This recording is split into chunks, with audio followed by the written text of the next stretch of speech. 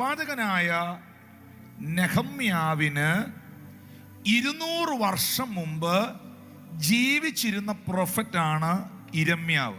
നെഹമ്യാവിന് 200 വർഷം മുമ്പ് ജെറുസലേമിന്റെ മുകളിൽ ഒരു പ്രവചനം വീണു, ഒരു പ്രൊഫസി വീണു. ആ പ്രൊഫസിയുടെ, ആ പ്രവചനത്തിന്റെ ആഫ്റ്റർ ഇഫക്റ്റ് ആണ് ഇവരനുഭവിക്കുന്ന മുഴുവൻ പ്രശ്നങ്ങളും. അപ്പൊ അത് ദൈവത്തിന്റെ വായാണ് ജെറമ്യ. ആ ഇരമ്യാവിന്റെ പുസ്തകം 15-ാം അധ്യായം 5-6 വാക്യങ്ങളിൽ എഴുതിയിട്ടുണ്ട്. യെരൂശലേമേ, ആർക്ക് നിന്നോട് കനിവ് തോന്നും? ആര് നിന്നെ സഹതാപം കാണിക്കും? നിന്റെ ക്ഷേമം ചോദിക്കാൻ ഇനി ആര് കയറി വരും? നീ എന്നെ ഉപേക്ഷിച്ച് പിൻവാങ്ങിയിരിക്കുന്നു എന്ന് യഹോവ അരുളി ചെയ്യുന്നു. അതുകൊണ്ട് ഞാൻ നിന്റെ നേരെ കൈനീട്ടി നിന്നെ നശിപ്പിക്കും. ഞാൻ കരുണ കാണിച്ച്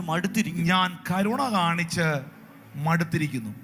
ഈ ഒരു പ്രവചനം ഇസ്രായേൽ ജനതയുടെ മുകളിൽ നെഹമ്യ പ്രവാചകൻ 200 വർഷം മുമ്പ് വീണ് കഴിഞ്ഞ ശേഷം ആ കാലഘട്ടങ്ങൾ മുഴുവൻ അവർക്ക് തകർച്ചയായിരുന്നു. ദാ ഇപ്പോൾ ജെറുസലേമിന്റെ വാതിലും ജനലും തകർന്നിരിക്കുന്നു, മതിലുകൾ മുഴുവൻ ഇടിഞ്ഞിരിക്കുന്നു. ആ പട്ടണം മുഴുവൻ ദാരിദ്ര്യത്തിലും ദുഃഖത്തിലൂടെയും കടന്നു പോകുന്നു. ഇനി നിങ്ങൾ ശ്രദ്ധിക്കണം, ആര് നിന്നോട് കനിവ് കാണിക്കും? ഇനി നിന്നോട് ആരും സഹതാപം കാണിക്കില്ല. നിന്റെ ക്ഷേമം ചോദിക്കാൻ ഇനി ആരും കയറി വരില്ല എന്ന പ്രവചനം നിൽക്കുമ്പോഴാണ് പോർഷ്യയിൽ നിന്ന് ഒരുത്തൻ ജെറുസലേമിന് വേണ്ടി ഇടിവിൽ നിൽക്കാനും കരയാനും പ്രാർത്ഥിക്കാനും തയ്യാറാകുന്നത്.